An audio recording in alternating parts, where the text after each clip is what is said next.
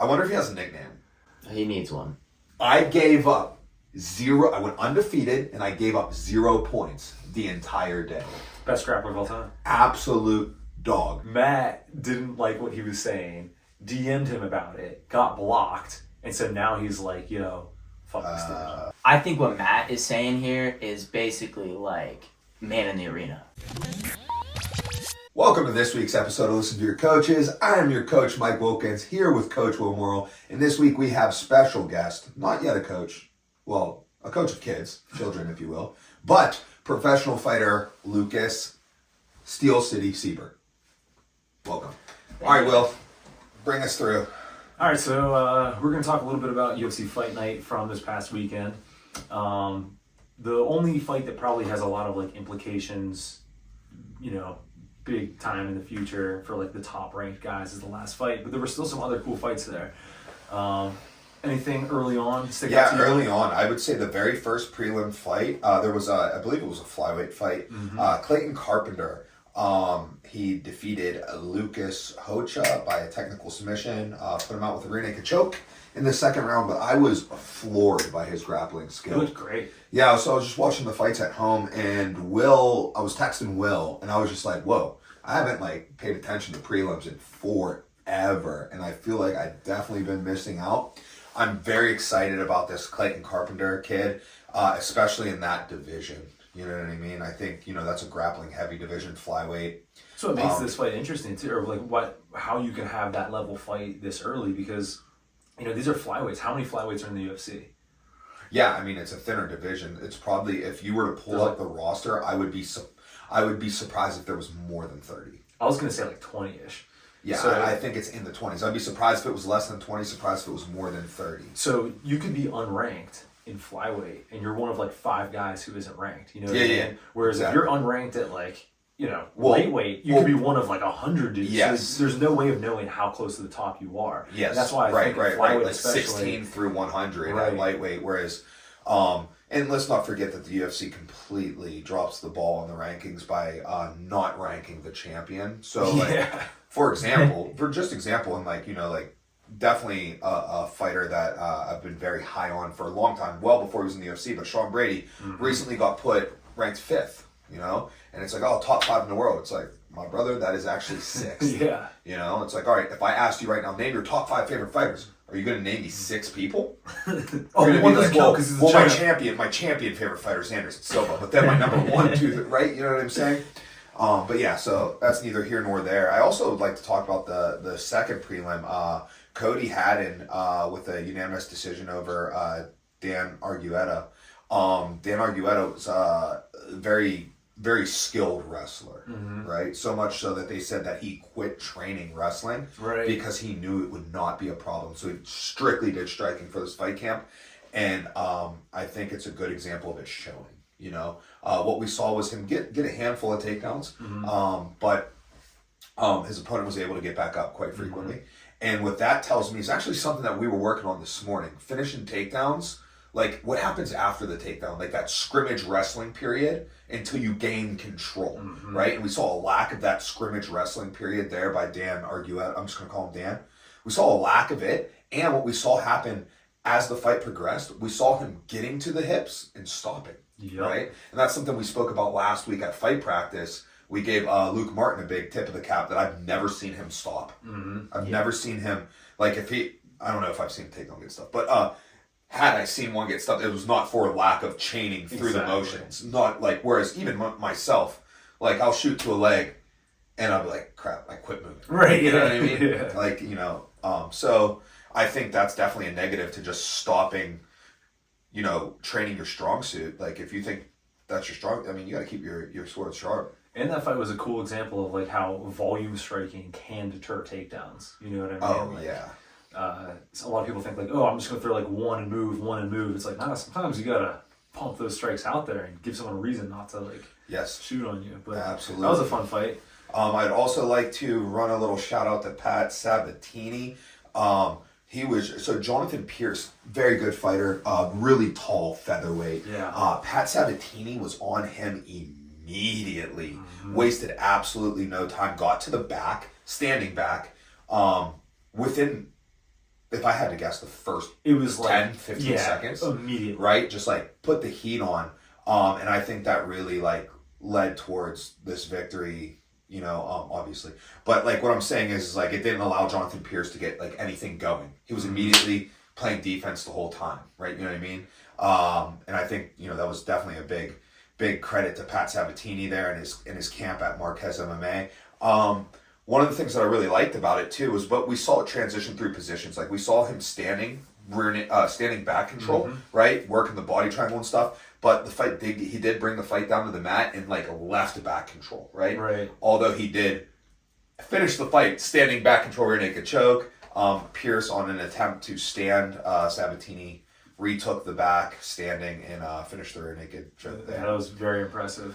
Other impressive performances, Grant Dawson. So I've been high on Grant Dawson 4 years, right? Like, I mean, not 4 years. Right. For FOR years. years. Yeah. Like he was someone who back in my day, dude, he's been around forever. He's like, what's his record like? I think he's like 23-2. So he's like Absurd. under the radar. Yeah, he's just been around forever, and like I don't think he's very old either. But like, I know he was there whenever I was looking at it. You know what I mean, for myself. Right. And him being in my division was someone that like I looked at a lot during those days, and I've always been really impressed by his grappling, his top control, his ability to grapple box, right? Like that's like find ground strikes, and he wins the fight by a TKO, ground strikes. But his ability to do it like methodically with a plan, like not just going in there and be like, okay, I'm gonna wrestle you down, and then just like punch and see where these punches go, just like throw my hands. There's planned and thoughtful attacks, as you see fighters do on the feet, right? You don't see too many fighters just go in and just huck, right? People have plans, they have footwork, they have setups, they have traps. Why don't you have that on the ground? You could take that fight and you could make a jiu-jitsu or like a MMA lesson, like literally technique for technique of that fight. Maybe that's something that I'll start doing if I can, find. Maybe it's just something I'll start doing because maybe I'll get some of our fighters, not Lucas. Lucas is the most dedicated student, but maybe we'll get some of our other fighters to get into technique on the ground. Yeah, that would be ideal. And not just do jiu-jitsu class because sometimes they're scared when I yell. I would like to talk about Chidi Njokuani. Spit. Looked phenomenal. And He did. Gooden did a really good job of smushing him into the fence and like not allowing him to get the like explosive striking that I think he's mostly known for off. But that Thai style clinch, it works if you do it at a high enough level. And that was a really good fight to show that off. Landing elbows, knees in tight. I'm excited to see what he does. Yeah, so big fan of Chidi. I've been aware of him forever. His brother Anthony was a lightweight in the WEC. So that's cool. That's back when I was an amateur, dreaming of being a pro. So those are the guys like you're looking up to, like oh, I want to be like him, or like maybe one day I'll fight him, like type of thing. So I've been very aware of them. They're One Kick Nick. That's his name, right? One Kick Nick. Yeah, I don't remember. That's his name. At least was their coach, their main coach, on their way up. All right, let's jump past the co-main event. Oh, there's one thing we have to talk about with that. First off, fun fight. It was close, whatever. Dude, does Junyoung Park have the best fight name of all time? What is it? What is it? The Iron Turtle. Yo, that is a good name. The Iron Turtle. The Iron Turtle. Okay, yeah, good name. Good You name. can be the Steel Turtle. When your name's hard to pronounce, you gotta have something like that. Yeah, That's true. yeah. The I like Iron that. Turtle. All right, but here goes what we came to talk about. Well, here goes why we're talking about these fights. The main event definitely had title implications. Brandon Royval, the number 1 ranked fighter, meaning he's the number 2 fighter in the UFC, behind the champion who should be ranked number 1 and not just labeled champion.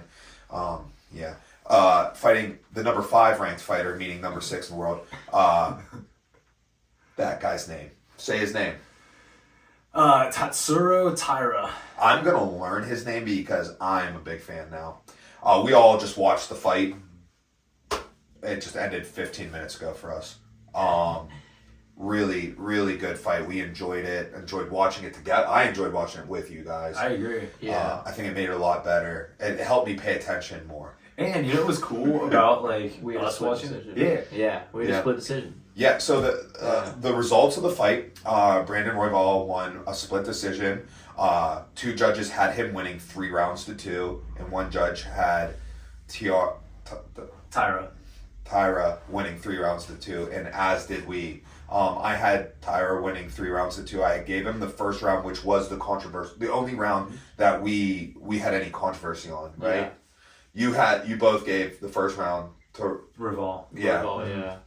And then we all gave the second round to Tyra. TT. To double T's. Yeah. I wonder if he has a nickname. He needs one. I mean, I'm definitely going to be able to learn how to say his name. Tatsuro Tyra is not that Tatsuro. Like, yeah, for sure. I guess I'm just, like, nervous because we're on camera. Anyhow, we all gave the second round to him. Royval with that third round. Now, is that worth discussing what happened in that round at all? I mean, it was a beatdown. Dude, that's when he... Oh, that's when it looked like Yeah. it looked like it was going to be a 10-8, and then Tyra ended up taking his back and having a rear naked choke in the last minute. And he had the choke on him as time right now. Yeah. So I think that saved him from it being a 10-8. From it being a 10-8, which ultimately would have made the fight a draw for me. Yeah, Would have made the fight a draw. Yeah, for this me. 10-8. It would have ended up being a majority decision instead. Yeah. I was impressed by his grappling, and something Will brought in was his back control. He had a very unique way of gaining back control, where he would go from a power half to an overhook on the far side. Yeah.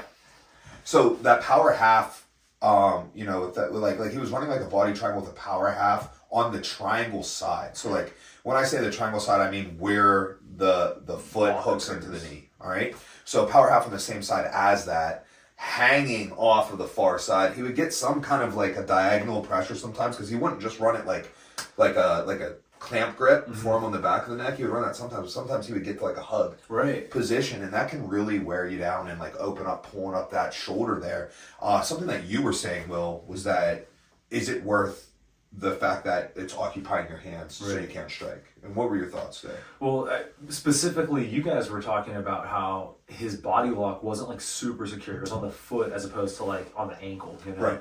And which is better than it not being connected. Right. But ideally, you want the crook of the knee to go over the low shin. Therefore, if you think about pulling your toes up towards your knee, that can kind of lock your triangle in place. And if the crook of your knee is over the top of your foot, well, then you can't get that lock and get back into dorsiflexion. Yeah, that dorsiflexion. So what you're seeing is, with the crook of the knee, you're seeing a lock, if you imagine that as walking forwards to backwards, but left to right, you're not seeing a lock there, right? That's a really interesting way to think about it. Think about opening your knees wide, right? When I have that dorsal flexion of the foot, whatever you want to say, right? When I have that, it prevents the opening. You know, that's interesting. Makes sense. See, I didn't think of it in that way. I just thought of it as constricting, but you're right. It is left, right, forward, back, and that's what allowed Royval to get so many of those scrambles. So all that rotation, and it doesn't surprise me you didn't think of it in that way, Will, because I am a first-degree black belt, so I would. I've just got that blue belt mind. You know what I mean? Do you think that's why he got good at that cross-body connection? Is because he doesn't necessarily do the right thing, so he got better at doing something. Okay, so I think you are nailing it. Okay, so I don't think he's not doing the right thing on purpose. I think he would. So I think you are 100%. That is why he's good at it. Now here goes the other thing. Take into consideration he is a flyweight. Take into consideration he is training with other. Do you think he only trains with flyweights? No. Well, how many flyweights do you think he's consistently training with? I mean, just look at every gym you know, right? So let's say he's at a large gym, right, and he's even training with 4 flyweights, right? He was a small flyweight. He was. He was a small kid, all right? You know how hard it is to lock body triangles on people bigger than you. So he probably got accustomed to not being able to fully lock it in. Interesting. That's you know what I mean? I bet you he could have on Royval. Royval's tall and thin, but he probably just so accustomed to it that he just gets that position, and then immediately goes for his control. Because that's what he needs to rely on to maintain that chest to back connection in that position. And Lucas, I'm glad that you phrased it in that way, because that was really good. That was going to be a better version of what I was going to follow up with and be like, if he was better at that body triangle, would it then be better? Because the whole time I'm watching it, I'm like, dude, all he's doing is controlling and not getting strikes off. And obviously you have to have position first, but it seemed like both his arms and legs were occupied doing, the control. So, yeah, I mean, I guess that you really summed it up really well there. Is like if he gets better at that body triangle, then he can start to open up. Now he has that connection there too, so he can go back and kind of like work from behind and get better at that body triangle. I'm sure that's something him and his coaches will look at, because it was evident in the fight that it was on his foot the entire time, and then, but he did really good keeping the chest to back connection, and then it came to the 5th round. We both had it 2-2. And I had it 3-1. Well, dude, also in the 4th round, I mean, his shot entries looked awesome. Yeah, dude, those are championship rounds. Still, his grappling was really good. His pace was really good, and then the 5th round, what it looked like to me is Brandon Royval's a vet. He's 32, and this Taria guy is 24. He's never lost a fight, and it seemed like he kind of. I don't want to say gave up on himself, because I don't think that's what happened. I think it was just like he hadn't been in those waters yet, and Brandon Royval swam in those waters a lot. So I think, he just outvetted him and won the fight there. Yeah, I think like in that moment, so what we saw in the last minute of the 5th round was we saw Royval take the back, throw a rear naked choke on, and we saw Tyra defend without hands for a moment, right? Just like arms out, like, oh no. And what I think happened there was both fighters realized the fight was in the balance. They probably felt like it was 2-2, and you get your back taken in the last minute, and you're like, well, that's it. It's like giving up the last takedown in the last 10 seconds, right? You know what I mean? It's like, all right, well, I don't have time to escape and then get a takedown, that type of thing. It's just like that. It is what it is, right? So I feel like he had that moment there, which was premature for that. He accepted defeat. A little premature, right? Yeah. Like, had he got that back taken, like, well, first off, it is off of a judge's opinion, so since it is an opinion-based thing, you should never stop going for it. But if it was like a point-based thing, you're like, yeah, there's no coming back now. It was a little too early for that, but the kid's got tremendous bright future. My big takeaways from this card is I now want to I want to more closely follow the career of 2 more guys than I previously did before watching those fights. Clayton and Tara. Yep. And those are both flyweights, right? Those are both flyweights. Maybe I'm assuming Clayton's a bit off being the curtain jerker for the prelims. He's been well talked. Like he's been around for a little while, and I think he may have gotten hurt after he got signed with the UFC. Because he's been around that Phoenix area of MMA. And he's been talked about for a while. The Clayton Carpenter guy, I believe he was a pretty good high school wrestler. Okay, so look at this. Clayton Carpenter, did Matt Schnell not just retire? Holy shit! Tim Elliott's still fighting.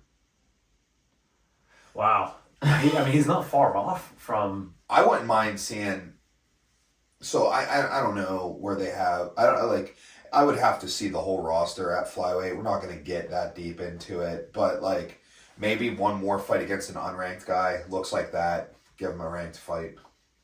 Yeah. Depending.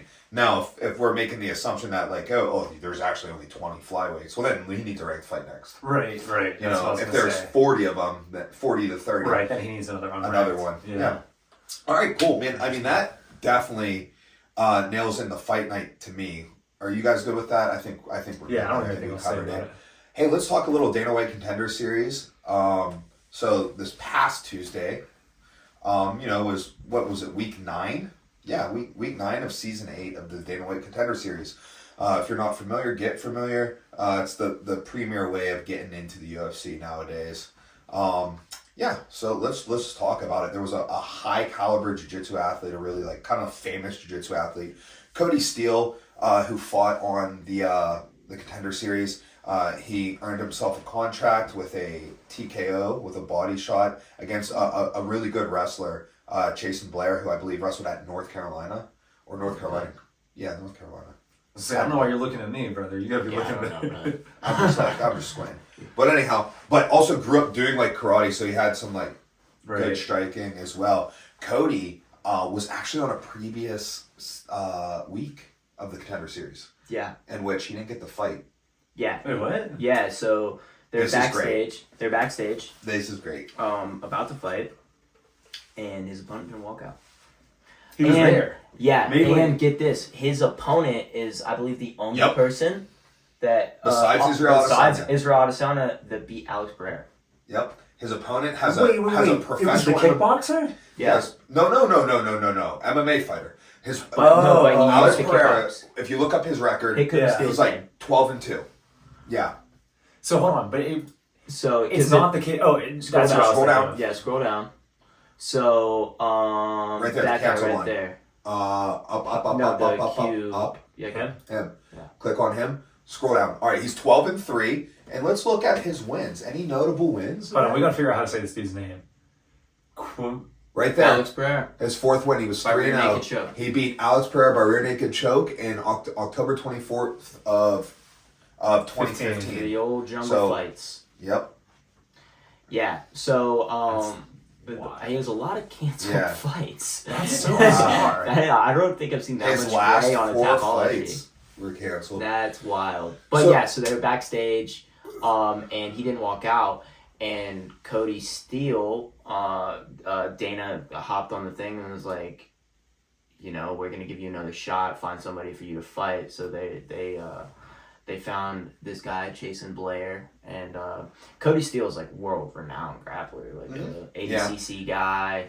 Third at East Coast Trials in 2022. Yeah, and I think what's cool, and we look back in, the week prior, I believe, when Jacoby Smith fought, and Jacoby Smith, I think you would have a lot to say about his fight. You're seeing, like, pretty, like, established grapplers now making their way into Contender Series, and I think it's impressive, especially Cody Steele, because Cody Steele won via striking. And Yeah, he wins one almost shot. all of his fights via striking. And I think having that like fear of somebody's grappling Do me a favor, click on really Cody opens Steele. it up. Uh-huh. Yeah. I mean, the fear of his grappling allows his strike. Like this is something we say all the time to our fighters, right? Like one strength's have going to to make have so a many threat. things, Those so are many all- things, so much better. So let's look. All right, so he is 7-0. He has a TKO, TKO, TKO, TKO, decision, submission, decision, and then those are all grappling. So yeah.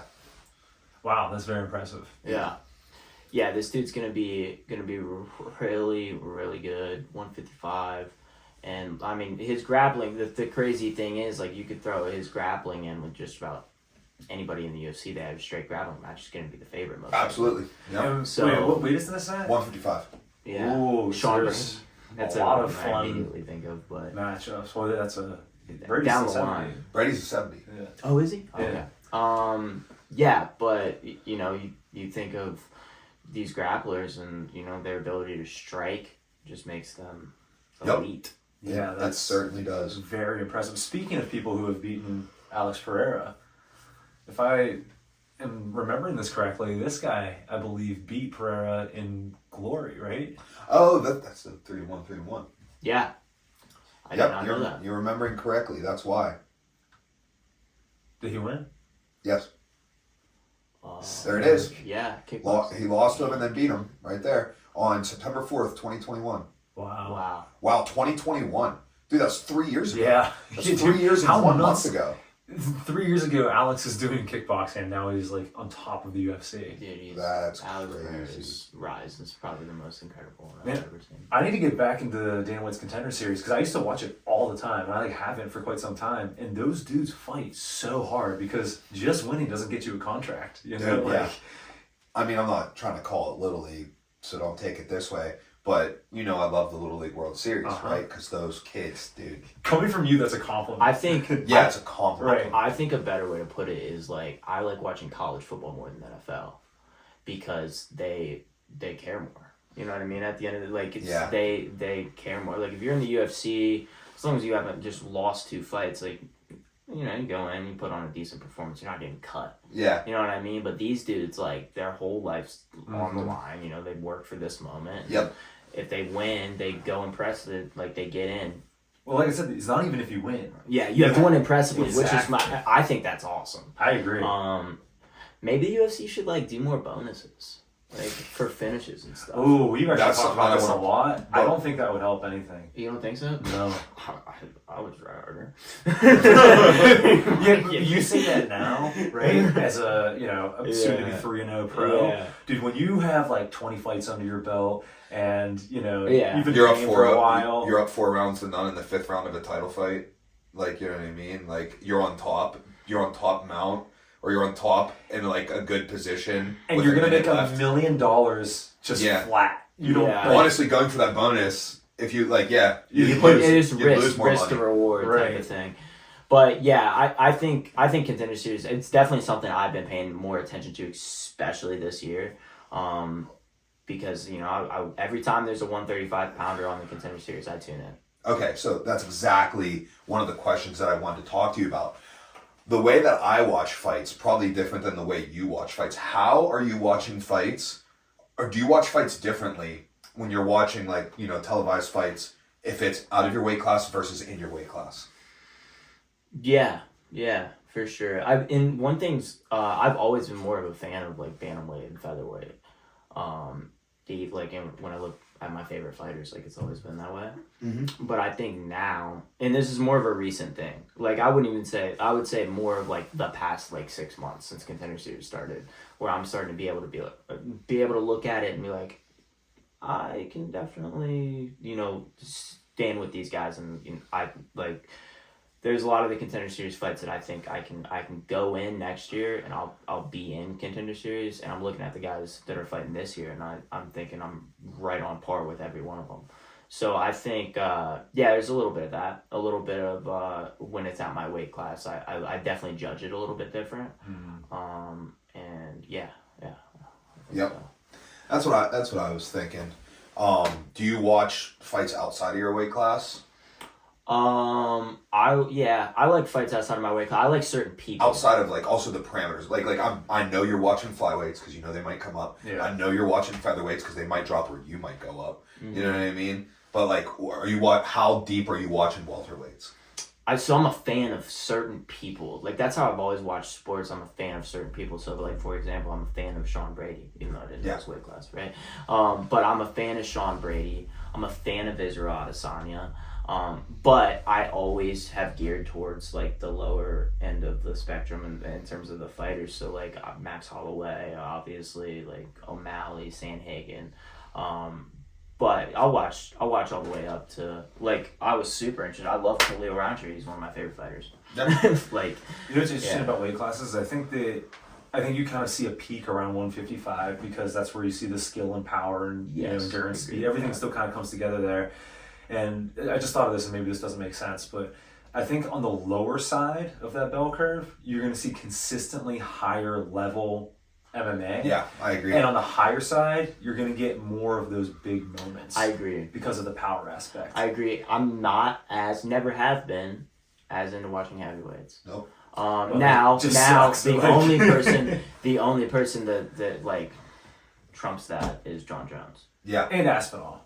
Aspinall, John Jones, and I think another thing to keep in mind here, I'm not gonna watch like a short stubby guy as much. You know what I mean? Yeah. Like Daniel Cormier and me don't have like a ton of the like relate. Now I'll watch John Jones and take away stuff from him. So I definitely feel that. I definitely can see that. I was a fan, so I'm also not a huge fan of heavyweight, but Daniel Cormier, loved watching him fight, specifically for his takedowns. Dude, I love DCs. His single legs, bro. Dude, and I got some good inside info on that and like why he's so good at that. It comes from the freestyle rules back in his era. So he wrestled in the 04 and 08 Olympics. Okay, 08, there was some weight complications and he had trouble. Right. He wasn't able to compete, but he did make weight. But it was the ball draw era. Are you familiar with the ball draw era? Oh, you told me about that. Yeah. Dude, I forgot about that. Dark ages of wrestling. It's a sad time. So there were 3 periods, and it was kind of like an MMA fight. Whereas Brandon Royval just won 3 rounds to 2 rounds. Right? It doesn't matter. Like as long as it's a 10-9. Right. You just won the round, regardless of how much you won the round by. So if me and Lucas are wrestling, and Lucas beats me 6-0 in the first round, and I beat him 1-0 in the second round and 1-0 in the third round, I win the match. You'd be like, oh, Lucas won 6-2. No, I won 2-1. Yeah. Right? Now, if that 2-minute period ends in a draw, right? 0-0, 1-1, 2-2, whatever. We go over to a bag. We reach in a bag and we pull a ball out. All right, there are 4 balls in the bag. 2 red, 2 blue. You pull it out. If it's the color of your singlet, you get to start in on a single leg and then go. You have to finish the single leg. So everybody in that era got really good, and you started on like a high crotch, got really good at boom, big explosive, just like so technique. Like if you think about like, okay, why are boxers so much better like in the pocket, punching and all that stuff, right? Well, because that's in their sport. So whereas a kickboxer or an MMA fighter can't go into that depth of a detail. Right? Imagine it's like literally like, hey, our entire sport is this single leg starting here. Dude, like, that's incredible. All the detail you can go into it. So they went to like dramatic detail on it, and that's why he's bombing dudes like that. So Dude, that's learned that so from Zach Esposito. You know what else? I just this popped in my head thinking about DC takedowns. One of the coolest takedowns was the end of a scramble with Hendo. And he tripped him. Yeah, it's a foot. Oh yeah, dude. DC was nasty. I made a little. There was this little like clip I sent to Luke Martin because DC will go double over outside step trip. You put that in the team group chat. I did. I put that in the team group chat, and there was one in there where like he does that foot sweep. Like it's and like I hate that he's doing it to Dan Henderson. Like have some respect. Oh yeah. You know, have some respect. He said it. Dude, Daniel Cormier did though. He was like I hated every moment of it. Yeah. He was like, you know. DC just beat up Silva too, like a last minute replacement. Yeah, dude, he didn't. He beat him, but like, dude, Silva had some moments in that fight too. That was when he was supposed to fight John, and they were like, we'll give you Anderson Silva. I'd be pissed. Oh, yeah. I'd be like, what the fuck? Dude, Anderson's got crazy balls for that. Yeah. Like, that's a win-win, dude. He's going up a weight class. Oh, yeah. Yeah. Other heavyweights I liked watching Cain Velasquez. Oh, yeah, dude, for sure. Yeah. Oh, there's definitely been heavyweights I enjoy watching. Dude, some of my favorite fighters to watch. Yeah. Fedor, Alistair Overeem, you know what I mean? Crow Cop. Like, I loved watching those dudes. But in general, like, if you're watching a fight where you don't know either fighter, bro, I like... Yeah. If I don't know either fighter, 55ers. Give me 25ers. 20. Well, they don't stop. Based off this last card, my 2 favorite fights were 25ers. Mm-hmm. Yeah. They just don't stop. And also, like, we can name probably together, like, less than 20 good heavyweights ever, right? Like, yeah. All right, cool. So, we got anything else to talk about with I'm good. UFC? No. I'm good. All right, so let's make the move. So we got a topic here to talk about. Will, why don't you bring us in on some beef that's happening in the striking community? All right, so in the fight world, we have a little beef going on. Matt Brown and Barry Robinson. So we discussed this a couple weeks ago, and like this is worth actually like bringing up on the pod, and we'll like bring up the you know what was said. But essentially, Matt Brown made a post about Barry Robinson where he said, "Someone tell me one successful fighter this Barry Robinson dork has trained. His videos have come up in my feed and ads for dynamic striking enough. I checked out his page a while back, and I've seen him making videos like this, criticizing real world-class fighters that put it out on the line while he sits at a computer and basically talks shit about them. I DM'd once about it and told him he needs to tone down a bit, and he blocked me. Fuck this guy. Love to have him come to my gym, and we'll show everybody who's instructional they should buy. I'll clinch fuck the soul out of him. Good night to everyone except Barry Robinson."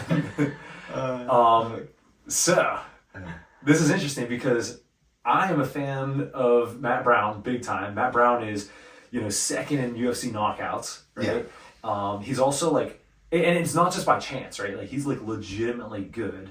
And another fun fact, I think I might have told this on the pod before, but Mike and I got a chance to learn some stuff. See, that's why I can't have stuff up. You guys are only gonna watch this. Yeah. I just been watching that. Okay, so there's gonna be like 30 minutes on this where you guys are just like, but anyways. So, Mike, you and I went to the UFC PI. We did. NSCA conference, right? To learn about some strength conditioning and such. No, I went to get free prime. No, it wasn't prime. It was body armor. We drank a lot of the free. I was shoving so many of those in my bag. And we also met the nutritionist. What's his name? George Lockhart. Real nice guy. No, he gave us a ride. He gave us a ride. He was like, hey. Dude, he was super cool. Super cool. Super cool. But anyways, back to Matt Brown. Matt Brown was giving the presentation, and at the time, I didn't know much about him, right? But I'd like heard interviews with him, and I heard like the way he speaks, kind of got that Ohio accent. Dude, I remember when someone put lime juice in his chew. And his chewing Ultimate tobacco. Fighter. Yeah. So you don't fuck with me. So I was like, oh man, they just brought this dude in because he's a fighter. Like, I don't think he's gonna like have a great presentation necessarily. Boy, was I wrong, and I was just being judgmental for no reason. The dude is exceptionally smart. One of the first things he said is he was like, yeah, I've read Super Training like cover to cover multiple times. That's that book right there. That's like a seminal. It's like, one of Lucas's favorite books. strength training books. Yeah, Yeah. Lucas sleeps with it under his pillow. And I was like, oh, this dude's legit. And then he gave this fantastic presentation all about dual peak activation. Yes. Which, like, it was awesome for so many reasons. So first of all, I'm sorry to Matt Brown for thinking about you, and you ended up being awesome. And then that brings us to another thing that's important here. One of the reasons that we brought you on today is that Lucas was originally trained with Matt Brown. So we've got a little bit of a connection here. So Lucas, just give us a minute or tell us a little bit about your background training with Matt. How well do you know him? Are you on a first name basis with the guy? No, I know Matt like really well. When I was in college, COVID came, didn't have anywhere to wrestle because COVID happened, and I was like, I want to try this MMA stuff out. I've been watching it since I was a kid, and the closest gym to my house was Immortal Martial Arts, and it was Matt Brown's gym. I went in there. Matt Brown was teaching the classes, so my first MMA class I ever had was taught not only by Matt Brown but also Mark Coleman. And that was the first time I was ever in a gym. And I was addicted ever since. So I owe a lot to Matt Brown in terms of introducing me into the sport, and also just like being a good guy. And he's like he's somebody I could message, and if I need advice on anything, like he would be there. When I go home, I train at the gym. But yeah, no, Matt, me and Matt are fairly close when it comes to that. And he's a great first dude to learn from, because again, it's not like he's not like a freak like the way that Derek Lewis is. Not saying that Derek Lewis isn't good, but like that's not the reason he got his knockouts. The reason he got his knockouts is he's legitimately good, and he understands how to apply a lot of like the cool intricacies from Muay Thai into MMA. And I'm just like, I'm a huge Matt Brown fan, right? So getting back into our beef here, it's kind of a bummer because like I'm probably not. I would definitely a bigger Matt Brown fan than I'm a Barry Robinson fan, but I'm also I enjoy some of Barry's work, right? And I think that Barry has done a couple things really, really well that I think are important for MMA. I think probably more so than what he's known for is the fact that he's really big on having specific language around striking, and that's something that like we don't see as much of, right? So for example, in jiu-jitsu, pretty much every position there's a word for, right? Yeah. There's like some sort of a name, right? Like, and all kinds of weird exotic guards, right? Octopus guard, K guard, like, De La Hiva, like, they're all accepted terminology. Exactly. And in striking, we don't have that. Not only that, it's just like You don't? You have like jab, cross, to a degree, but like there's You a say reason more why positions. I invented You're saying, like, certain positions. subsystems and language with our guys, because like those aren't just widely accepted things, right? And Barry Robbins is really big on that. One of the things he does that I think is cool is he'll show videos of like a basketball player or football player, baseball player, whoever, talking about like the game in like really, really specific terms. So they'll be like, oh, we did X, Y, and Z in this way. This guy wasn't getting rebounds. We're going to work on this. We're going to tighten this up, and that's how we're going to get better for the next, game or whatever. And then it'll show like fighters. They'll be like, oh, we just got to grind harder. And it's like, no, you don't just need to grind harder. You need to be like, you doing specific things, So I think the fact that he is so big on like terminology and being specific about those, I like that. I really like that, right? And the other thing that I think he's most well known for is the rhythm step, which we talk about a lot. And it's one of those things where it's like it is super important to know that that's a thing, right? Like before him, I'm sure people have seen it and named it whatever, but like I didn't really think of it that much, you know what I mean?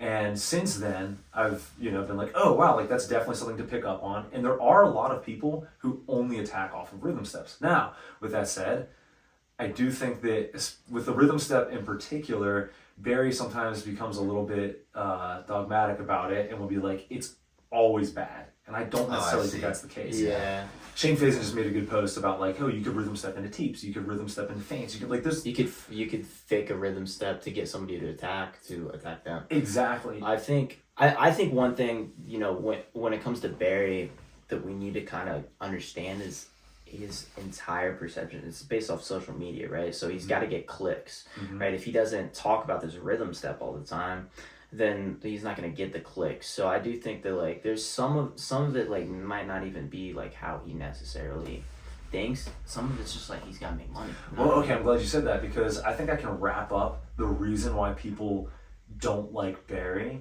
And again, this is coming from someone, I like both of them, right? Like I have tried and will continue to try to get, I would be happy having both of them come in to do a seminar, right? Let's do the same. Probably not the same day. Oh my god. That's a setup. But like I think they both have valuable things to teach, right? I think the reason why Barry gets hate sometimes is exactly what you said. I think Barry's a good coach. I think he is a phenomenal salesman.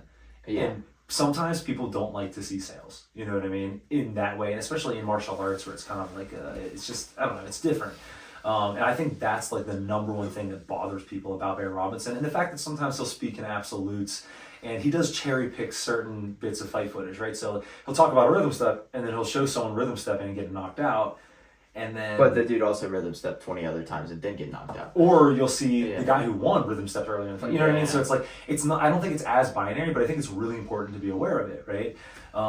So I think he gets hate. And I think what Matt said in that post, you can pull that post up, and I'll try not to watch a spinning back kick every time.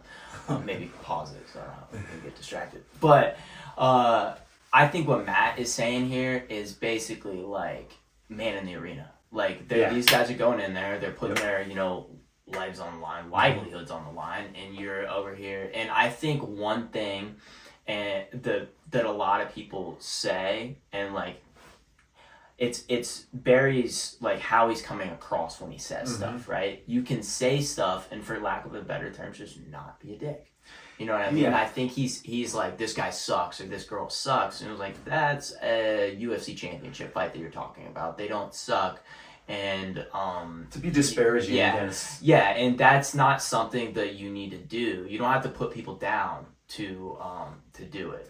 And I think social media puts a you know, kind of like a gray area where people, you know, think they're allowed to say stuff that necessarily they're not. You know what I mean? Like you wouldn't say that to Rose Namajunas as if she was in front of your face. And so I think that's where Matt's coming from, and I 100% agree with him. And I think what I really like about Matt is he didn't just post this. He said that he DM'd him about it. You know what I mean? And I know Barry's active in the DMs because I've DM'd with Barry. In fact, Barry has sometimes DM'd me about things that I posted. I once posted, I took one of his drills and I had our guys doing it. And, you know, we kind of like skipped over some steps and got into some more fun things a little too early. And he sent me like a long message about like, you shouldn't do that. You should do this, this, and this. And I told one of our other fighters about it. I was like, oh, you know, Barry said that I was like, you know, messing this up, whatever. And they're like, oh man, fuck Barry. And I was like, nah, he was right, dude. He was definitely right about that particular instance. And I've like messaged him about a couple things. One thing he messaged me about. I think that's cool. He messaged you about that. I agree. Right? I don't take that negatively at all. Like he Me could, either. Not at all. dude, he could just. I would love like, okay, first off, you're not affiliated with him in any way, correct? No. What does he care about you for, right? Exactly. Like if I go right, like let's say like I see someone doing like one of like a jiu-jitsu technique wrong, good. Yeah.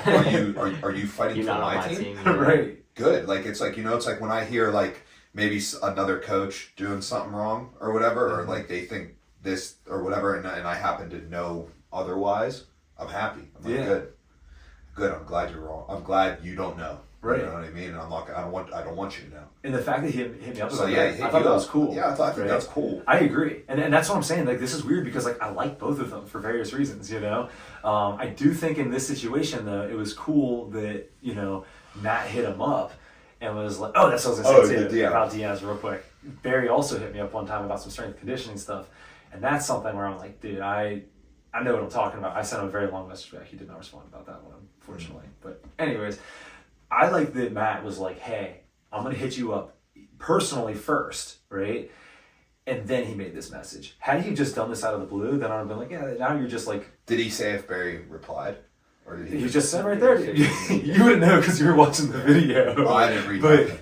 basically, Matt didn't like what he was saying, DM'd him about it, got blocked, and so now he's like, yo, fuck this dude, right? Yeah. Well, yeah, I would too. If you got blocked, like, I don't know. I think you know, Matt's not only like an intellectual, like you were saying, when it comes to fighting. He's also fought at the highest level. So it's hard to sit back and this isn't a ton of different sports where it's like, all right, well, like, what have you done? You know what I mean? So, but I do think there's, you know, it's a weird area because there's a lot of fight coaches that never fought. There's a lot of jiu-jitsu coaches that are the best in the world that Mike brought to my attention that never necessarily had jiu-jitsu matches. Football coaches, almost all of them were just studied the game, right? So when you come from an X's and O's standpoint, and then you're talking to somebody that's actually, you know, the one in there, you know, there's a little bit of like a transparency that's just not being, you know what I mean? Yeah, there's a disconnect there for sure. Disconnect there. So I think that's where they're at. Yeah, for sure. And I think that it's just like, you know, it's kind of a bummer because it's like two interesting minds. It'd be like cool to see what they do together. But I gotta say, in this particular situation, I think Matt's right. With that said, don't throw the baby out with the bathwater. I think that Barry's got some very valuable things to add to the game if you know, understand when certain things are maybe salesy and not like... Don't throw the baby out with the bathwater. Yeah, what? You never heard that before? Dude, I have, but I've never listened to it until right now. I've never heard it from somebody in their 30s. What is that, an old-timey thing? Yeah. Dude, yeah. Like, crossing generations there. Okay, what analogy should I have used? But I mean, dude, I don't know. I think the way you just said that is like, you're like, all right, Barry's wrong for this particular instance, but he's not, like, that doesn't take away from everything he said. And I think that's the problem here with how the way Barry's saying stuff is like, Barry's like, this person rhythm step, I hope they get knocked out. Like, then it's like, right, all right, it becomes very... Yeah, but that's how social media is. Mm-hmm. Yeah, exactly. So speaking of social media, well, and also, actually, before we get off this, if you look through this, there's a ton of people who are just, like, hating on him, right? Which, at the end of the day, it's kind of like, you know, all publicity is good publicity. So at the end of the, you know, who knows what's going on Barry's side. But what's interesting here, I went to look to see if Barry maybe said anything back. And normally Barry's all over social media. Right here we have pulled up his Instagram. There's nothing posted, which means he had to like delete probably thousands of posts. Yeah, so weird. Is that what that means when you have no posts yet? Like you might have archived them because you can like put them. I mean, I'm not like a big social media guy. But Are you blocked? That's weird. Am I blocked? No. That's weird. No, I hope Barry and I are still on good terms. I hope Barry's okay, because that's weird. That's what I'm saying. Is like, you know what I mean? Like, I hope that, and that's why I kind of wanted to say, like, you know, even if you disagree with how he presents information, you should still listen to what Barry Robinson's saying, because he does have some interesting ideas and things that I personally think are helpful, and I hope he's not just getting a ton of online hate. Okay, I see. You see, you know, so Yeah, but like, okay, well, if you're gonna hate on people that are fighting, you know, you have to be ready for that too. You gotta take the online hate. Like, that's a good point. Yeah, if you're gonna put yourself out there, you have to be willing to take the online hate. That's how this world works. So this is a second video that Matt had posted of DDP discussing like certain people breaking down his like techniques and him just being like, you know, bro, like that's nonsense, you know what I mean? And I think that's another good point, is there are some people who will do things like, they'll be like, all right, look, this guy sent a jab downstairs and that sets up the 2 to the head, and then this guy brought his hand up here, so then he saw this and then he knocked his hand out of the way. Oh, the Lineker. Right, and they'll associate meaning and intent with like every last little thing, and it's like everything that happened was this grand trick. Exactly. And I think it's important to study individual like combinations or exchanges so that you can make larger you know, more sweeping generalizations about fights, and also to look at the details of biomechanics. But I don't necessarily think that you can attribute like each individual strike in a combination to like a conscious thought, yeah. right? And I think that that's kind of what like he's getting at. So everything that we're talking about just comes to degrees, right? It's like obviously, I mean, Matt posts commercials for his instructionals, right? Obviously, you have to do sales stuff, but if you do too much sales stuff, then it can come across wrong. You know what I mean? And if you like make breakdowns, that's great. But if you break down things too far or in a way that Do you think Barry breaks it down so in detail because he hasn't actually done the fought, and Matt kind of like almost has a better understanding of like sometimes shit just happens in a fight, you know what I mean? Sometimes like you said, I knocked the arm out of the way, not because I intended to knock the arm out of the way. Right. I straight up missed. Exactly. I think Yeah. I think you hit the nail on the head. I think Yeah. that Matt understands the chaos of a fight and how like certain details can't they're either trained into you or they're not. And it's not something consciously you can like decide in a fight. And I think that Barry dives into the X's and O's, which again is really, really important. You need those people. It's just, and I've done this myself in my career, like going too far into that and losing a little bit of like the foundation. And I think that it's kind of two ways of looking at it, right? I think Matt looks at it bottom up, right? In the way that I teach it, right? Fundamentals, concepts, style, right? And I think that Barry, this is very oversimplified, but I think he kind of looks at it the other direction and looks at more of like larger scale things and works that direction. I'm not saying both of them don't do stuff but in this particular situation, I think that's kind of one of the things that led to this conflict. So I want to end this Yeah. whole thing with Matt is becoming a very, very good coach. And I think one of the coolest things about Matt, if you look at all the people he coaches, none of them fight like him. Ooh, that's cool. I'm glad I like you brought that. that up. Miles I like Robinson, Josh Barrett, none of them really fight like him. Mm-hmm.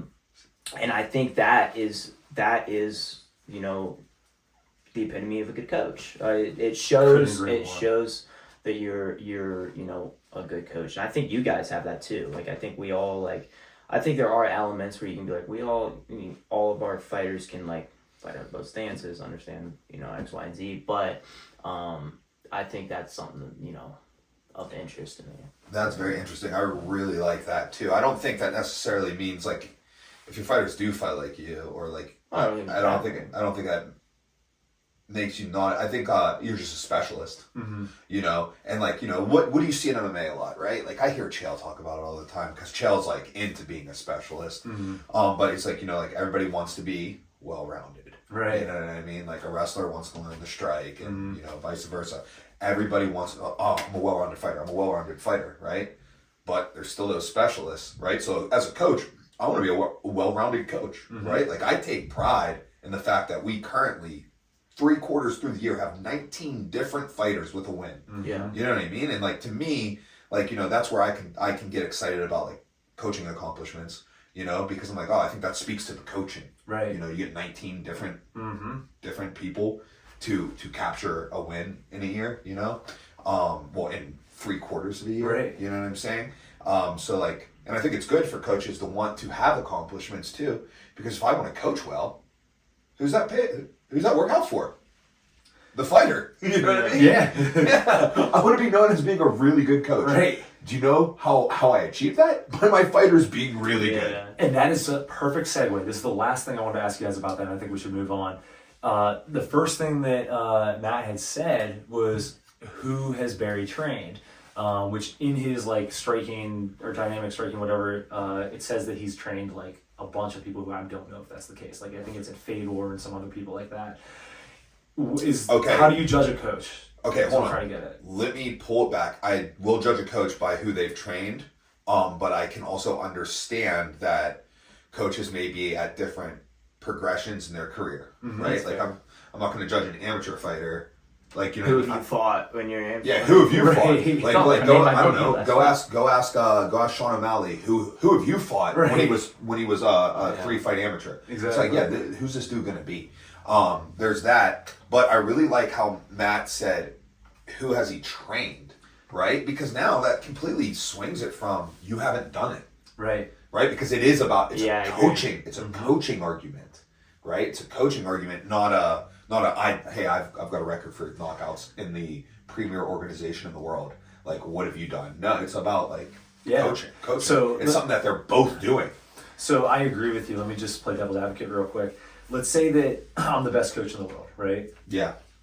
And I just haven't found someone yet who is able to take that information in and actually use it in a way. You know, I've just gotten hobbyists, I've gotten whatever. Does that mean I'm not the best coach? Yes. Right? Does that mean, you know, how do we judge these things? No, I guess it's the same way, like as we were saying, like, you know what I mean, like yeah, I mean, you can still be the best coach in the world. Yeah, Right. you could be, but like I'm sure there's some fighter that never fought that would have been the best fighter in Right, the world, yeah. but they didn't go out. Yeah, He's exactly. not the best coach. That's what I was thinking. Yeah. But I do think that, yeah, I think like who have you trained, and I think that's very valid. I think that is very valid, and you know. Now, one more thing, because I don't want this to be too lopsided of us, like, you know, kind of, I think we've kind of landed on Matt's side on this, but just to show the other side, Bo Nickel has credited Barry Robinson as being his coach. Yeah. And Bo Nickel What? Yeah, Bo Nickel has, and he does use a lot of his stuff. I've seen Oh, that. wow. So, and Bo Nickel's somebody that kind of transcends and like meshes, obviously, his grappling with his striking. Damn. So I think I didn't know that. he has, I believe, worked directly with Bo Nickel. Yeah, he has some videos of him at ATT. So, yeah, no, I mean, he's definitely been around. I mean, if you look, But I wouldn't say he's Bo Nickel's coach. that, I Like- mean, that's the thing, you know, and it's like, what's coaching then? Is it giving you the ideas? Is it being the guy in there day in, day out who's making it happen? Yeah, is me scrolling through a video and seeing him, does he count as my coach now? Because you guys are my coach. But like, but I saw this tutorial and he showed me how to like throw a hook. Right. Right? Yeah. That's not, yeah.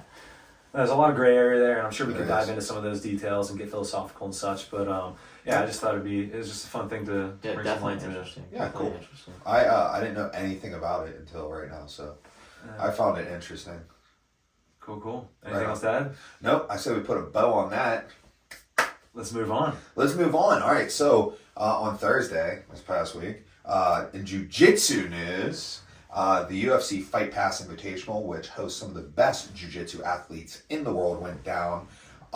Somebody that Lucas and I both know competed on it, world-class grappler Dante Leone. We kind of want to talk a little bit about his match. And then, Will, I know you want to talk about the Nicky Rod versus Michael Pixley match I do. as well. Let's start with Dante versus Andy Varela. Lucas, do you want to lead with any thoughts? So couple thoughts. I used to train with Dante all the time at Immortal. He used to come up on Sundays, like with Mark Coleman, Matt, and people. I didn't know Dante at the time or how good of a grappler he was. And then I Oh, nice. figured it out later. And we would drive up and go to Strong Style and stuff. So I know Dante really well. And Andy Varela is somebody who I personally love watching. Yeah, I think, dude. because I think he used to fight, so he has this like aggressiveness and edge to jiu-jitsu that is kind of like new, right? Yeah. It's kind of different, I guess. And you know, he kind of gets a lot of hate for some of his extracurricular activities in his matches, Dante, you know, put on a good performance and ended up catching him in guillotine. And I was super impressed by Dante. Yeah. I think Dante's competed even in Pittsburgh. Dante is one of the best grapplers in the world, and I think he's, you know, just getting better and better each time. Yeah, for sure. I mean, if I were to shine some Dante accomplishments, he is the bronze medal winner in the open weight at the ADCC World Championships, beating on his way to it, the 77 kilo champion Mika Galval, submitting him with a heel hook, beating the 88 kilo champion Giancarlo Bodoni by decision for the bronze medal, and he was the only person not to be submitted by Kainan Duarte, who won both weight and the open class, and will be the next challenger to Gordon Ryan at the. And he's not huge. No, Dante was the Who's Number 1 155 pound champion. Yeah. I would say his weight class is 170, Yeah. but he can make 155 and perform very well there. He also competed at, oh my goodness, was it Pans? It was either last year's Nogi Worlds or Nogi Pans. I want to say Nogi Pans. Last year at Nogi Pans, he competed in the super heavyweight division, which is 215 pounds, while weighing in under 170. Yeah. Right? Yeah. So, and he won. That's sick. Yeah. So, yeah, he's an absolute dog. He can compete at any weight. He said so in his post-fight speech. He was like, he called himself a chameleon. He's like, I'm kind of like a chameleon. I can compete at any weight class. It's so funny. Also, he's got this like stare. Like, he's super intimidating looking. Like he's got this stare. He's got blue eyes that like pierce through you. Like every time I talk to him, I'm like, he's so nice. Yeah. So nice, and he's always very friendly to me. But every time, like when he's like walking up to shake my hand, like thankfully I know he's coming to shake my hand. But, like, it looks like he might be coming up to fight you. You know what I mean? It looks like the way he looks like straight, like, boom through you. Yeah. He took he was a ADCC bronze medalist in his weight class in the past. He got upset first round this year in his weight class by Elijah Dorsey. But as I said, he entered the open weight and became the open weight bronze medalist, which is crazy, enormous. So crazy. So in his match with Andy, so Andy is known for slapping people, which I don't know how familiar you are with jiu-jitsu rules, but strikes are generally illegal, right? It would be like, in an MMA fight, like I would just casually bite people sometimes. Or shoot on someone in a boxing match. Yeah. Or someone did to me once. Okay, yeah. Yeah. So naturally, if you're doing a match against Varela, unless you're going to get like subbed up real quick before he can slap you, he's going to slap you. Dante was like, yeah. They were like, oh, because like the submission came not too long after the slap. So Dante was playing a guard, and he's got a very dynamic guard where he threatens forward pressure and then will receive you, come underneath, great leg entries, a lot of good, just completely well-rounded, right? And Andy's getting frustrated at the inability to deal with Dante's guard, always being on defense in a position that Andy probably feels he should be in an offensive position on, and so he slaps Dante, and it wasn't long after that Dante snatched up the guillotine, so it kind of looked like it was like, oh, retaliation for the slap. Let me tell you, it wasn't retaliation for the slap. Dante's going to submit you at any chance. Right, yeah. You know what I mean? Like, it wasn't, you don't need to slap him for him to Right, it's not like he wasn't going to submit him and then he got slapped. He's like, oh, now. Yeah. But in his post-fight speech, he was like, yeah, he slapped me. He's like, if we do another match, he's going to slap me again. Yeah. Right? And like, he didn't care much. Like, I mean, it's going to piss you off a little bit. But he didn't care all that much about it. Another thing about Dante, too, is like, dude, he is simultaneously a world-class competitor and a world-class coach. His athletes are just through the roof. Max Hansen on an incredible rise, competed in ADCC this year. He's got like a slew of like colored belts who are just like super tough. And dude, he's everywhere. He had people competing in Enigma, which was like in a jiu-jitsu. So he competes in Vegas at the Apex in the UFC Fight Pass Invitational Thursday night, right? Saturday night, he's coaching a handful of people competing in Enigma, a couple color belts who are making names for themselves. I think Brad Schneider, who currently has the title of having my favorite instructional, his Crucifier instructional. I really like how no bullshit he is. He like shows it. Yeah. He's like shows it from the straight on angle, shows it from this angle, and then moves on. Yeah. Right. He's like it's like, oh yeah, like you want to see it again? Rewind it. Yeah. Like, you know what I mean? And I'm just like, dude, like I watched it. First off, his material was good, but like even that, I was like, oh dude, that's so sick. So he's got a lot of people competing Saturday, and then he's at the IBJJF Cleveland Open on Sunday, coaching, right? So a very dedicated coach as well. So tip of the cap to him. But yeah, that pretty much wraps that up. Let's talk some Nicky Rod and Pixley. Dude, so I've only seen highlights. Okay. Yeah. And what I saw was there was some weird scoring, and then also when I say highlights, I saw Craig Jones's Instagram story, so it's probably a little biased towards. Yeah, I didn't see Craig Jones' Instagram stories. He was complaining about the scoring, and then the negatives. I suppose so. Yeah, a lot of negatives going around. I think there might be a little misunderstanding on it. So, basically, the way that the scoring works for the Fight Pass Invitational is there's a 10-minute sub-only round, right? But in that sub-only round, you can get negative points, right? Now, when you get through of that 10-minute sub-only round, if there's no submission, there will be a 5-minute overtime, okay? And whatever negative points you have accumulated during that first 10 minutes will now start on the scoreboard. Okay. It's not like at the end of the 10, oh, you got 2 negatives, I got 1 negative. Oh, I win, I have less negatives. No, we still go to the 5-minute overtime, but now those negatives, they're already on the board. And every point you score can start to be erased. Right? So you just get negatives for stalling, sitting to guard, like what? Stalling. Yeah. Sitting to guard without connection, yes, no? That would just be considered stalling in this Gotcha. current rule set. Because I think you can sit to guard without connection because it's sub only. So why wouldn't you? Oh, yeah. But maybe you have to be making forward progress, or they will hit you with a stalling. So I think the fact that they label it as passive or stalling gives them the freedom to put it in positions like that. You can be like, well, I'm allowed to sit without contact if they think you're doing it in a non-aggressive manner. Then they can since it's wrapped up in stalling, they can hit you with that. And then so let's say okay, I got -2. I'm coming in -2 because I backed out of bounds twice or whatever, and then I get a takedown in overtime. I now have 0 points. Right. But yeah, it's whatever. Some things that I would like to say about the match: they need a little bit bigger mat area. I don't know if the UFC Apex is capable of it because the stands look like they might be in place. I don't know if they can move further back. And also, wait a minute, didn't Claudio go... Yeah, so Claudio Godea, I hope I said that right. Former flyweight title challenger. Strawweight title challenger. Right. Former strawweight title challenger. Is kind of like involved in it in some way. I don't know if she's the matchmaker or if she's the Dana White of it, but she's she's a premier figure in it. And when the Pixley Nicky Rod match was announced, I was like, oh, dude, I'm so excited to watch him wrestle. Pixley Fargo champ, D2 national champ. So good credentials. Nicky Rod, we know to be a very good wrestler, especially for jiu-jitsu. Doesn't quite have the college or even high school credentials as Michael Pixley, but I mean, we've seen him wrestle, so we know. So I'm like, well, I can't wait to watch this. But one thing that I've hated about the UFC Fight Pass Invitational, they've had great matches, but the action gets pushed a lot because they compete on a stage, right? And since they compete on the stage, let's say you have a 30 by 30 foot mat. That mat's really kind of 25 by 25. Yeah. Because once you get close to the stage, you gotta chill out. Yeah, because you're gonna fall off on concrete. Dude, you know.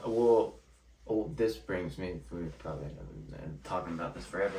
I think a pit's better than the stage for competing, whether it's fighting, grappling, anything. It just makes more sense. It's better for the fans. It just makes more sense, and especially with that wall. That wall, people are starting to learn how to use it. I saw somebody jump off and fly on Karate Combat. One of my sponsors, Two Fight Bros, is he was at it and he's like, dude, it's the most entertaining thing in the world because the little wall thing right there. I think that is the optimal way to watch fighting. If you look back at gladiators and stuff like that, that's how they did it too. It's you look down on into it rather than, even if we look at fighting in an octagon, you're looking up into a cage. It's hard to watch sometimes. Yeah. If you look into a pit, it makes a lot more sense. And I think that would be better for the Fight Pass Invitational, even if it's in a more smaller arena. Yeah. Because they can grapple a little bit more on the wall.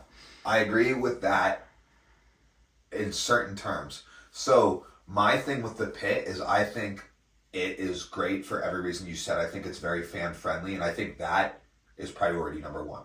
Yeah. I am for taking away some of the trueness of the martial art to help rise the martial, to help raise it, right? You know what I mean? Right. Yeah, the purity, right? We got to get fans. Right. We got to get fans. Yeah. You know what I mean? We got to get fans. We got to make this monetarily sustainable. So if we have to take away a little bit of what I want to be true, then we have to. Now, can the UFC Fight Pass Invitational do that? I don't know, because they're using the Apex, which is dedicated to MMA. You know what I mean? So the way the seats are set up in the Apex, which they're holding cards, the Roy Ball fight was there. Right. Those seats are set up for that cage. The Contender Series is there. It's set up for that cage. Yeah. So they can't be like, oh, now we got to pit in. Oh, now all these seats are too low. Now we got to build all these seats up so that way we can look down in the pit. You know? Yeah. For the Fight Pass Invitational, is it bringing the money in to justify? Yeah. Or maybe even its own arena, or maybe they dig into the floor. You know? Yeah. They could do that and put the cage, then put stanchions across it and put the cage on top of that. Maybe they dig into the floor and put the cage in there, so the cage is ground level. Sick. I would love that. I think Karate Combat's doing it right with the way to and CJI how to fan friendly, right? Yeah. First off, the fans I've never been closer to the action than literally it's going on right here. It's right above my titties, you know, and I'm looking at it. You know what I mean? I think that's so. It's awesome. That's I think the most ideal way to watch fighting, and I want that. We had a discussion about the wall, and do you know what the purpose of the wall being diagonal is instead of straight up and down? It's something for grappling, like if to get taken down. It's both. CJI. It could be for combat too. I mean, yeah. All it does is it gives the person who's the aggressor way more of an advantage, because imagine we're fighting in a cage, right? You blast me to the fence, right? Like, you can still use defense. Dude, I would. But that 45 degrees is way harder to use defense. Yeah, 100%. So I agree, and that what's that do? That like. It encourages you not to back up. It encourages you to be an aggressor as well. Mm-hmm. So I think it would. Yeah, I just think that's the way to do it. It encourages you to be an aggressor, which is good for the fans, but it also mostly encourages you to have your action take place in the middle, which is what we truly want, right? Would you care if the mat was flat if no one ever went out of bounds? You wouldn't fucking care. Would you care if it was on a stage if no one ever fell off? No, you like if the like let's just say like for some magical reason, like it was so big, but we could see so well that no one ever fell off. We wouldn't fucking care. Yeah. No. We want it that, but yeah, it's really just to funnel it into the center. You know, we do the same thing is if you just had instead of a 45-degree angled wall, you just had like swords sticking in. No one's going to the edge. You know what I mean? Like it achieves the same thing. A moat. Yeah. A moat. You know what I mean? It achieves the same thing. Right. But that I'm just trying to prove your point. It's about the concept of action in the open. Oh, but the Nicky Rod Pixley match, dude, it was less exciting than I thought it would be. Nicky Rod kind of out wrestled him. Really? Which I was surprised with. Crazy. There were some moments there where the Craig Jones thing, I didn't see his stories, but what I'm going to assume is like Nicky Rod got called for a negative, but Vitor Shaolin called, he was like red, like which was Nicky Rod, which would be negative to him, and he went red, blue. And they and what he did was he called the negative, and he meant to call it on Pixley, right? And he accidentally called red, which was Nicky Rod, right? And so they said blue to like be like, no, I meant blue, right? Exactly. But they put the negatives up on the boards, so that. But he later then was like reds, like wipe it off. Gotcha. You know what I mean? He fixed it. So there was that and stuff, but Nicky Rod ended up taking the win. Yeah. He went to overtime. He subbed him in overtime. Gone with that rear naked, right? Yeah. I mean, like Nicky Rod's just like committed to his attacks. You know what I mean? And Pixley didn't. I feel like currently, and maybe it has to do with the fact that Gordon's, not in great health, but I feel like Nicky Rod wins. I think Nicky Rod's kind of like, I think being where he's at, like being part of the B team and stuff like that's really propelled his career in terms of not only like his grappling ability and having his teammates, but like the social media aspect of it and the social media. He's getting a lot of backing, and I don't know the ins and outs of how he would do against Gordon in a match. I'm sure the two of them know, but I think that he's not, maybe not like physically becoming the best grappler, the most well known, but he's becoming the most well known and best grappler with not even having to face Gordon. Well, also I just want to clarify, I'm not saying that he beats Gordon from like a technical standpoint. I have no reason to believe that. I am on hype train. You shouldn't believe that because there's no substantial evidence to believe that. Well, the evidence was all in favor of Gordon winning because he's currently 2-0 against him, right? Way more than that. I would say 3-0, but they haven't competed in a while. Nicky Rod broke Gordon's foot the last time they competed, so it has been getting closer, I would say. I would also love for Nicky Rod to just beat him. But what I would say is I think Gordon is still substantially better. And that's just judged off of basically I've been incredibly blown away with Nicky Rod's performances as of late, but what makes you think? Right. Like, you know what I mean? Oh, he beat Adam Bradley, who was West Coast Trials champ over Michael Pixley. Right. Okay. I mean, other than, who's he beat? Right, exactly. You know what I mean? He hasn't beat, he's lost to Victor Hugo the last 3 times. You know what I mean? So it's it's not like he then went out and beat, Penna worse than Gordon beat. Right. He didn't go beat Yuri Simões worse than Gordon beat Yuri Simões. Like he's beating like so if you look at the CJI, great run, loved it, but his weight class was thin. Yep. The under 80 was deep. So the under 80 being so deep and like delivering is kind of propping up the over 80. Exactly. Right? Yeah. But like who did he beat? He beat Max Jimenez, right? Or Max Jimenez. Then, dude, I can't even remember who he beat in his second round match. Owen Livesey, right? And then he beat Adam Bradley, and then he beat Felipe Andrew, right? Out of all those guys together, how many ADCC wins do they have? Good idea. I have no idea. 0. There you go. 0. Okay? And then you got Pixley, who has 2 ADCC wins. Although, quite a large one over Nicholas Miragalli. Big one. Big one. But there's like that. I said, I'm on the hype I don't train, mean to be disparaging, but I'm just like you No, know. for sure. If you were doing rankings, in like a rankings perspective, if you're a ranker, Yeah. you're going like you're straight up math, right? Like you're going like you got to take your opinion out of it, and you go based off results, not predictions. It's a ranking, not a prediction. If you're ranking, he's still below Gordon. And that's why I'm glad you said that, because then you're a nice balance to my hype train of just being like CJI, Nicky Rod. I also think Nicky Rod is what's best right now for the sport of jiu-jitsu, making it mainstream, because he's like a cool dude. Like, you know what I mean? Like he's a cool dude. He's kind of young. He's into like him, and you know they're doing the YouTube thing, and he's kind of handsome dude. Like it sells, you know what I mean? And rather than like the Danaher, and his style's exciting. Boring. Rather than like the Danaher, you know, and he's a wrestler jiu-jitsu. So like guard pulling, butt scooting, which that's gonna attract the wrestling fan base as well, rather than So that's good. So I mean, that's all we got for the UFC Fight Pass Invitational. That's enough on that. Agreed. All right, so let's move on. IBJJF, right? So we had a tournament this weekend, huh? And I think someone Cleveland went, Open. right? Yeah, dude. Somebody went. So you Somebody got 2 went, medals. Dude. I got 2 gold medals. How did your matches go? So let me tell you. First, let me start by saying I am the 2024 IBJJF Cleveland Open Masters 2 Black Belt Heavyweight Champion. On top of that, I am the 2024 IBJJF Cleveland Open Masters 2 Black Belt Open Weight Champion. That's sick, dude. Brother. I gave up 0. I went undefeated, and I gave up 0 points the entire day. Best grappler of all time. Absolute dog. I also scored 0 points and had 0 submissions. I had 0 matches. Okay, so let me tell you a little bit about how this shit works. All right? So,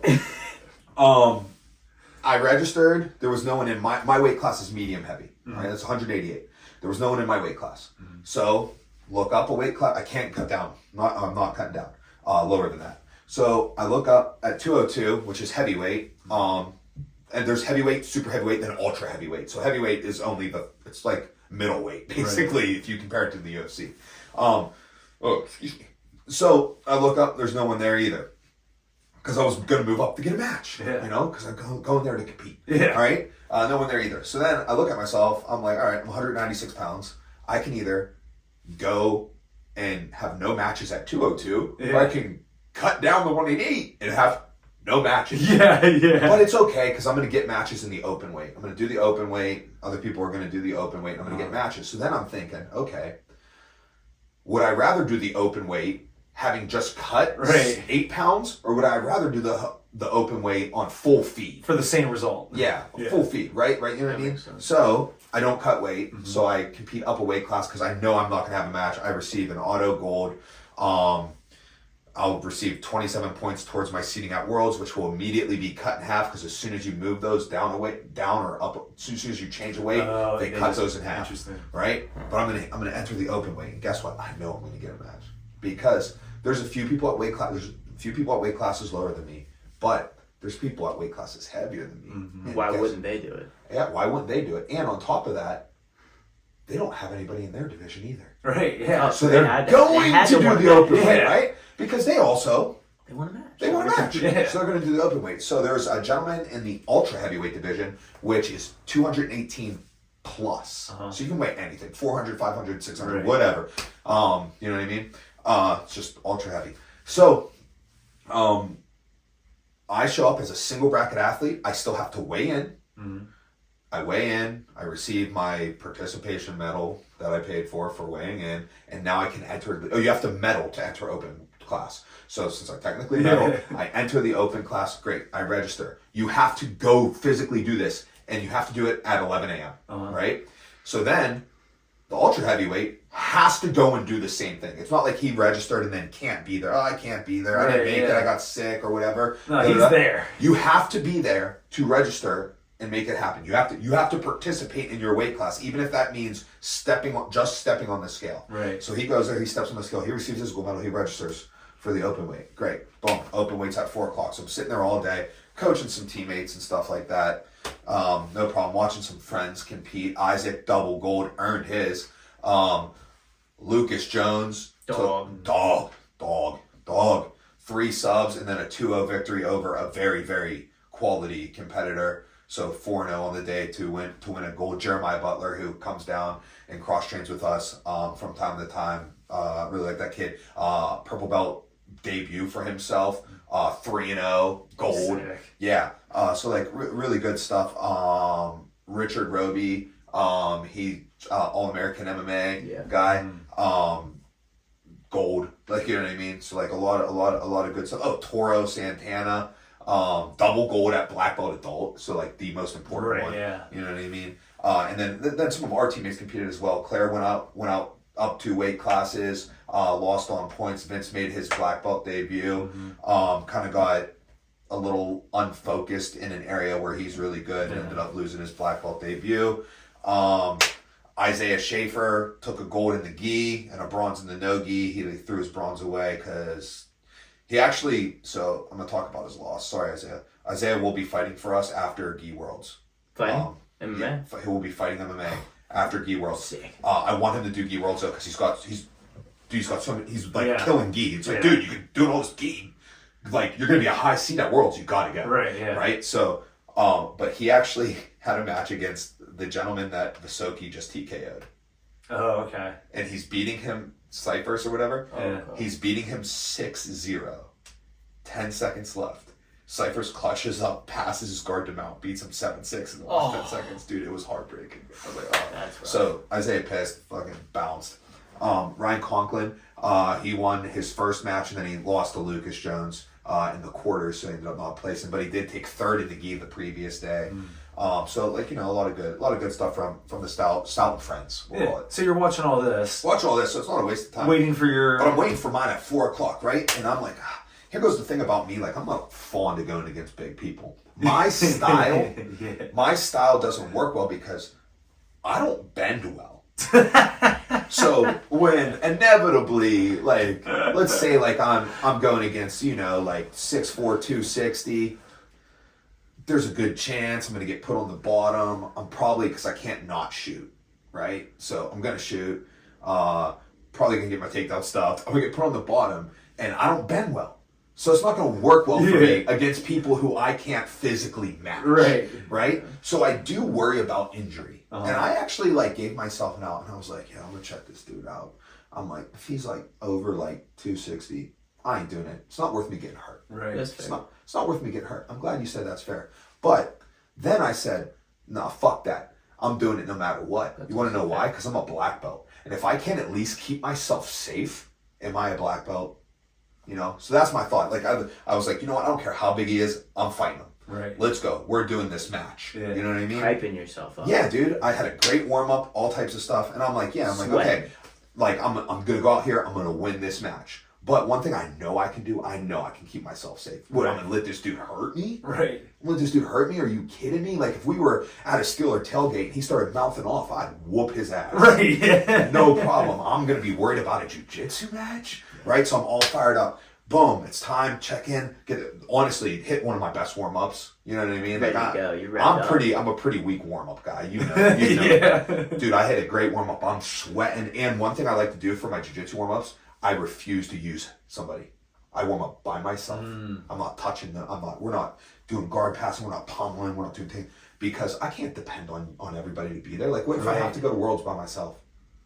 I have to warm up. I have to be able to warm up by myself. Also, I won't do anything on the ground. What if there's no mats? Right, yeah. What if there's nowhere? Right? My warm up has to be able to take place just wherever I can stand. So fast feet, high knees, joint mobs, like, you know what I mean? Like, shadow, like just all that stuff. Just wherever I can stand. I'm fired up. I go, boom, there. Mike Wilkins. I give Camden, Mang, my phone, like, record this match because I'm about to stunt on this one, right? So he takes my phone. I walk up there like, no match. And I'm like, what do you mean? I saw the dude. We saw the dude. Yeah. We saw him in his rash guard and shorts and stuff. We saw him. I was like, ready. They're like, oh, Gabriel, he got injured yesterday in the gi. Da-da-da. And I'm like, then what was he doing here today? Weighing in and register. Oh, he wants to get his points for Worlds, right? So if you medal, you receive a certain amount of points. And then that goes towards your seating at Worlds, right? So this dude got his gold, right, which is fair. You paid for it, right? So you get your 27 points to go to Worlds. But then you registered for the open class knowing you were going to withdraw in hopes that not enough people registered so that way you could still grab a medal and grab points, right? I don't like that. I don't like that so much so we had an exact thing happen with us and we turned it down. Erica Amoroso, one of our up-and-coming strong competitors, a very good competitor, blue belt, right? She battled so hard to get there, right? She was sick all week, right? She threw up twice on the drive up and while she was there. Battled so hard, right? She just couldn't get up off the ground. She couldn't get up off the ground. She was so sick, but like literally did everything in her power. Like I would have given up long ago. It would have been Thursday and I'd been like, I ain't going. Yeah. You know what I mean? Battled so hard. I was like, hey, what do you think? She's like, I don't know. Every time I stand up, I was like, you're done. I'm pulling you. Yeah. I go up. They're like, can she make weight? And I'm like, yeah, dude. I'm like, she's competing up a weight class plus she's throwing up. You know what I mean? And they're like, oh, well, if she comes and weighs in, she'll get her points and then we'll just forfeit her. And I was like, that sounds dirty to me. I went and asked Erica because I wanted it to be her choice. And she was like, no. Yeah. Right? And I'm like, okay, yeah. I'm like, all right, I'm not out of line here. Right? Like, yeah, like it's like a dirty way to do it. Yeah. You know what I mean? Even though if anybody should do it, it's you. You battled all this. Right, yeah. But yeah, so I ended up getting screwed out. Pressure's on, man. I got pressure on me. I have a streak. I have competed in a sanctioned or an official athletic event every year since 1991. And I have not in 2024. I have not in 2024. This will be a 33-year streak that can be either extended to 34 years or it can be shut down if I do not compete before the end of 2024. So we're thinking boxing match or Muay Thai? Honestly, you go grab a street fight. I'm mulling over going to Pans early November. Kind of looking at that, seeing about pulling the trigger on that. I kind of think maybe I should. There's a potential that I might miss out fights to go to Nashville. Kind of don't want to do that. I mean, dude, we can be honest just because we're on camera. Like, you've been talking about really wanting to do Muay Thai. No, I haven't. For quite some time. No, I haven't. Worlds is I'm planning on doing Worlds. The problem with Worlds is if a certain couple fighters grab a fight that weekend, I will skip Worlds. Yeah. And there's actually one fighter who I have in mind. If he gets a fight that weekend, I will skip Worlds. And I want to go to Worlds. Yeah. So I hope it works out. Hopefully it works out, yep. But yeah, that's what I got going on. That was the IBJJF. Double gold. Greatest ever. I think we really only got time for one more thing. Spin it. And that is that speaking of fights, someone in this room has a fight coming up. That's right. Lucas, you want to tell the people what they can expect? Yeah, or is it me? That'd be me. No, okay. It's not. They're not going to show up if you're not funny. I'm having my third fight, my third professional fight, my third fight of this year, October 26th, against Eddie Alvarez, not the Eddie Alvarez. We don't know that. But it could be. It could be. You signed a contract. They didn't say Eddie Alvarez and send a picture, did they? They did. But yeah, so I'm fighting this guy. Main event in Robinson. I'm headlining it. Visoki's gonna be co-main, followed by Shaka Worthy fighting Dylan Harnish. Actually, is that an MMA fight? That is a kickboxing fight, and right before that, my main man Luke Martin's fighting for 247 featherweight title. So it's gonna be a hell of an event. And I'm super excited to go out and perform again, as always, in front of Pittsburgh, which is my favorite thing to do. And if you guys need another reason, we have the amateur debut of Brian Bitch Made Mitchell. Bitch Lucas is trying to get Brian to have his name be Bitch Made. Yeah. Like his fight name be Bitch Made. That's hilarious. Yeah. And it is Bitch Made. Brian Bitch Made Mitchell is going to be debuting. I don't know who he's fighting, Oh, no. but He's fighting that a guy's guy going to be named Carlos. extremely confident when everybody is yelling Bitch Made. And Brian's super talented and works his ass off. And I think that's why he deserves the nickname Bitch Made. I agree. That was very good. Very good stuff. So yeah, I mean, that's cool. That's great stuff, leading our team, 3 pro fights in 1 year. It's kind of a big deal. And as we alluded to earlier, watching his weight class win the Contender Series, was it season 8? I could see a season 9. Season 9, right in time for Lucas. As someone who's been training Lucas for this fight, I'm expecting some big things, and I'm expecting a quick takedown, and then we just wrestle the rest of the natural day. No striking allowed. But yeah, and no offensive grappling either. Just lay him pray the whole time. All right, cool. So here goes what we're gonna do. Will assures me that he thinks at least he can throw a QR code. We can do that, or why don't we just put a link in the? Yeah. We'll put a link in the we'll do description, that. and because I don't even know if I'm watching it on my phone. Yeah, you have to pause it, pull it up. No, let's put a link in the description. Okay, cool. Link in Yeah, the description. link in description. Yeah. So And then also, I'll have physical tickets on me. If you see me at one of the gyms, I'm also selling T-shirts for this fight. what do those T-shirts look like? They're white. It's a Steel City zebra on it. It's got a little Is there a smiley face? Follow me Yeah. that example. Yeah. Did that guy get a black eye from punching himself in the face? Yeah, actually, he did. It was the same side. Yeah. So, he's Yeah. pretty smart fellow, though. Handsome I fella. like him, man. handsome guy. But yeah, I'm super excited. Thankful for my coaches for everything, and thankful to come on this podcast, shoot the shit with you guys. Well, it was fun having you on. This was another great episode of Listen to Your Coaches, and we'll catch you next time.